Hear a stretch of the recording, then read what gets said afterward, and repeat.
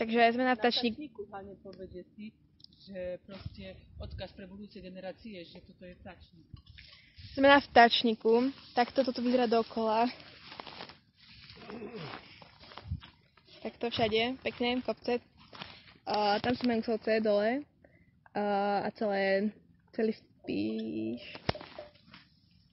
A som celá modrá od šriedok. A jazyk, aj zuby, mamka ešte viac. Tam máme kybiel už plný. Každý z nás má ešte takýto tu kybliček. Ešte ten je tiež plný. Veľa šriedok tu je, veľmi veľa. Sa bojíme, že stretneme medveďa. Lebo tu sme už, je veľká pravdepodobnosť, že ho stretneme.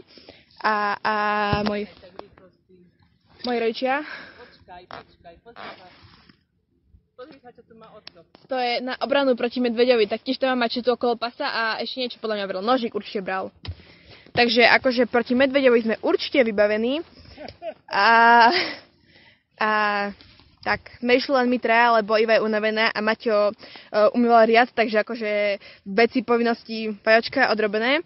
A fajné sú čušredky fest. Mamka to celé zasprávala, že aké sú to antioxidanty, takže budem antioxidačná. Tam čo robíme? Aha, nezačal.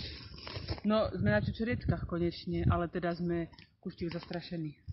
Co? Z toho, čo môže napríklad z tejto diery vyleze, alebo... A to ukáž zbranie. Táto ukáž tu, háha. Nie, táto ukáž, čo máš. Neukážem. Aj ty sa bojíš toto, povedz.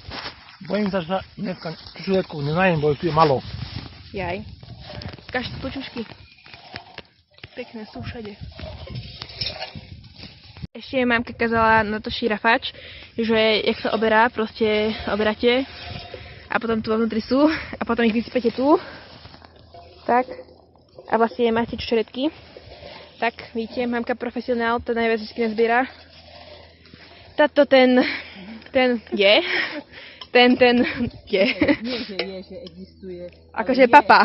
Ako papa. Nie ako papa, ako otec. Mamka nazbiera 4 litre a táto 4 litre zje. Know-how. Čo? Bez teba ako robiť. Know-how. Know-how. Vedieť ako. No.